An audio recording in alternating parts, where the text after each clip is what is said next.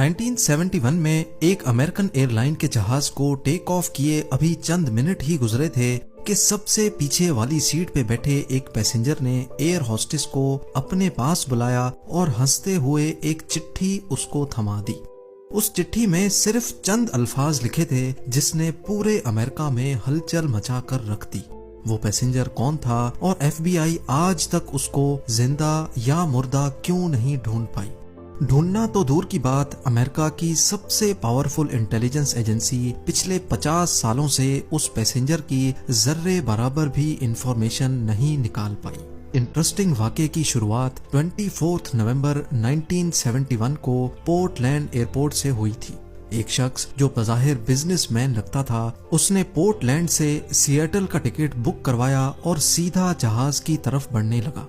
तब अमेरिका में domestic flights पर किसी किस्म की भी कोई सख्ती नहीं हुआ करती थी।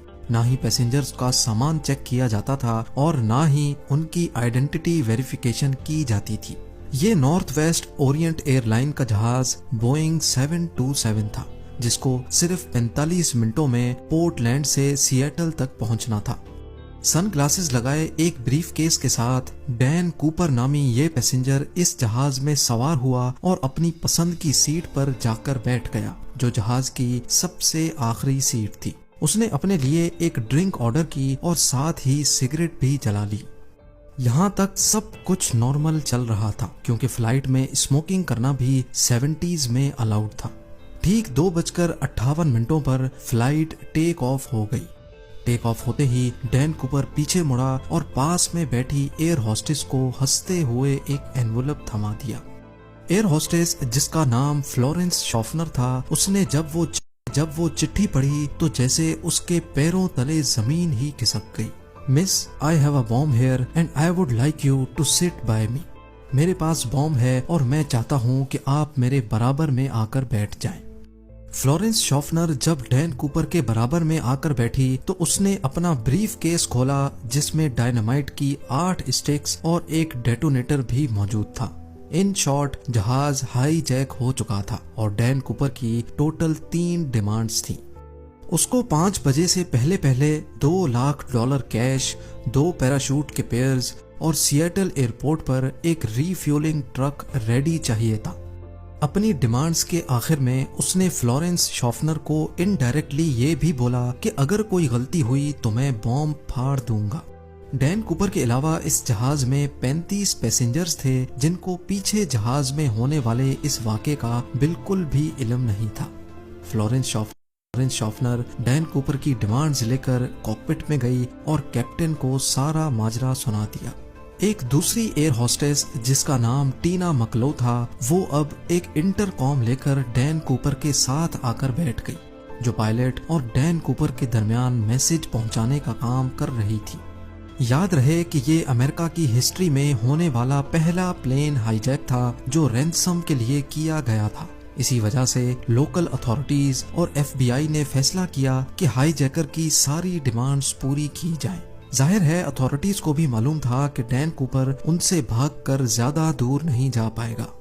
फ्लाइट, जिसको सिर्फ 45 मिनटों में ही सिएटल में लैंड करना था, वो अब अगले 1.5 घंटे तक एयरपोर्ट के गिर्द गर्दिश करती रही और बकाया 35 पैसेंजर्स जो इस सारे वाक़े से बिल्कुल बेखबर थे, उनको बताया गया कि टेक्निकल डिफिकल्टी की वजह से प्लेन की लैंडिंग में दुश्वारी हो रही है।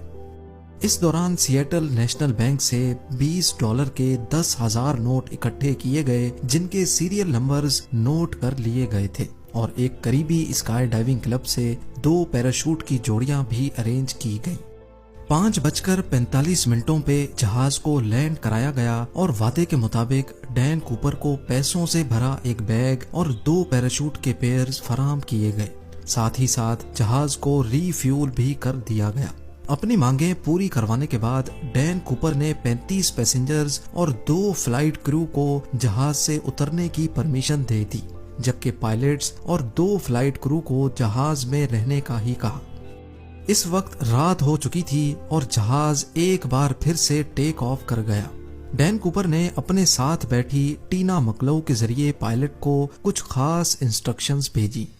वो चाहता था कि जहाज के लैंडिंग गियर्स और फ्लैप्स खुले रहे الٹیٹیوڈ 10,000 فیٹ ہو، اسپیڈ 320 کلومیٹرز پر آور اور جہاز کو سیدھا میکسیکو سٹی لے کر جایا جائے۔ پائلٹ نے باقی تمام ڈیمانڈز تو پوری کر دیں، لیکن جہاز کو سیدھا میکسیکو سٹی لے کر جانا فیول کی وجہ سے پاسبل نہیں تھا، لہٰذا پائلٹ نے ڈین کوپر کو ری فیولنگ کے لیے 2 آپشنز دیے، رینو یا پھر فینکس۔ ڈین کوپر رینو پر راضی ہو گیا۔ دوسری طرف لوکل اور فیڈرل اتھارٹیز بھی اپنا کام کر رہی تھی۔ 2 فائٹر جیٹس کو جہاز کے پیچھے روانہ کیا گیا، لیکن وہ اتنی سلو اسپیڈ مینٹین نہیں کر پا رہے تھے، اسی وجہ سے انہوں نے جہاز کے گرد چکر لگانا شروع کر دیا۔ رات کے اندھیرے میں جہاز رینو کی طرف رواں دواں تھا۔ اتنے میں ڈین کوپر نے پاس بیٹھی ٹینا مکلو کو کاکپٹ میں جانے کا کہا، جہاں 2 پائلٹس اور 1 فلائٹ اٹینڈنٹ موجود تھی۔ جب ٹینا کاکپٹ کا دروازہ بند کرنے کے لیے اس نے آخری بار صرف اتنا دیکھا کہ ڈین کوپر اپنی کمر پر کچھ باندھ رہا تھا۔ اس کے بعد جہاز کی سیڑھیاں کھلیں اور ڈین کوپر نے وہاں سے چھلانگ لگا لی۔ اس کے بعد جو کچھ بھی ہوا پچھلے 50 سالوں سے اس کو آج تک ڈسکس کیا جا رہا ہے۔ 3 گھنٹوں کے بعد جب جہاز رینو میں لینڈ ہوا تو پورے جہاز کو اچھی طرح چیک کیا گیا، لیکن جہاز میں نہ ہی کوپر تھا اور نہ ہی کوئی بام مل سکا۔ نہ صرف جہاز میں بلکہ اس واقعے کے بعد ڈین کوپر کا کہیں کوئی اتا پتہ نہ چل سکا، نہ ہی زندہ اور نہ ہی مردہ۔ آخر ڈین کوپر کون تھا اور پورے امریکہ کی آنکھوں کو دھوکہ دے کر وہ کہاں چلا گیا؟ یہ case federal bureau of investigation کا وہ کیس ہے جس کو آج تک بند نہیں کیا گیا۔ ڈین کوپر کو کسی نے پلین سے جمپ کرتے تو نہیں دیکھا تھا، لیکن اسٹیئر کیس کھلا رہ جانے کی وجہ سے یہ بات کلیئر تھی کہ اس نے سیٹل اور رینو کے بیچ میں ہی کہیں چھلانگ لگا لی تھی۔ ایف بی آئی نے جہاز پہ ثبوت تلاش کرنا شروع کر دیے، لیکن بدقسمتی سے ان کو صرف کوپر کی ٹائی، 8 سگریٹ بٹس اور 2 میں سے 1 پیراشوٹ ملا جو کوپر پیچھے چھوڑ گیا تھا، حتیٰ کہ کسی کے پاس اس کی کوئی فوٹو تک نہیں تھی۔ پیسنجرز اور کریو سے انٹرویو لینے کے بعد ڈین کوپر کے حولیے کے حساب سے اس کا اسکیچ بنوایا گیا۔ اس سے پہلے کہ ڈین کوپر کو سیٹل اور رینو کے بیچ میں تلاش کیا جاتا، ایف بی آئی کو یہ جاننا تھا کہ اس نے ایگزیکٹلی کون سی جگہ پر پلین سے جمپ کیا تھا۔ یہ جاننا زیادہ مشکل نہیں تھا کیونکہ جہاز آٹو پائلٹ پہ تھا، یعنی جس پاتھ پر جہاز فلائی کر رہا تھا وہ آلریڈی ریکارڈڈ تھا۔ جہاز کی اسپیڈ اور الٹیٹیوڈ تو پہلے سے معلوم تھا ہی، ساتھ ساتھ فلائٹ ریکارڈر کی مدد سے معلوم پڑا کہ جہاز کا اسٹیئر کیس 8:10 پہ کھلا تھا۔ ان تمام انفارمیشن کی بیسس پہ ڈین کوپر کی ڈراپ لوکیشن کا اندازہ لگا کر ایک سرچ ایریا ڈیفائن کیا گیا۔ یہ 45 اسکوائر کلومیٹر کا ایریا گھنے جنگلات اور پہاڑوں سے گھرا ہوا ہے۔ ایریل ٹیم اور لینڈ سرچ ٹیم نے اس پورے ایریا کا چپا چپا چھان لیا، لیکن نہ کوپر کا کوئی نام و نشان ملا اور نہ ہی کوئی بریف کیس ملا یا پھر پیسے، حتیٰ کہ اس پورے ایریا میں اتنی شدید سردی تھی کہ سب کو یہی لگا کہ ڈین کوپر مر گیا ہوگا۔ لیکن اس کے بعد جو ہوا وہ ایف بی آئی کے وہم و گمان میں بھی نہیں تھا۔ امریکن ہسٹری میں پہلی بار ایف بی آئی نے اس کیس کے لیے پبلک سے ہیلپ لینا شروع کر دی۔ ڈین کوپر کا اسکیچ اور $2 لاکھ کے سیریل نمبر بھی اخباروں میں شائع کیے گئے اور ڈین کوپر کے بارے میں کوئی بھی انفارمیشن دینے پر انعام دینے کا وعدہ بھی کیا گیا۔ ان کا خیال تھا کہ کوپر اگر زندہ ہوگا تو وہ پیسے ضرور خرچ کرے گا، لیکن حیرت انگیز طور پہ اس سیریل نمبر کا ایک بھی نوٹ کبھی بھی کہیں بھی دوبارہ ظاہر نہیں ہوا۔ لیکن معاملہ ابھی ختم نہیں ہوا تھا۔ قریب 9 سالوں کے بعد یعنی 1980 میں ایک واقعہ ہوا۔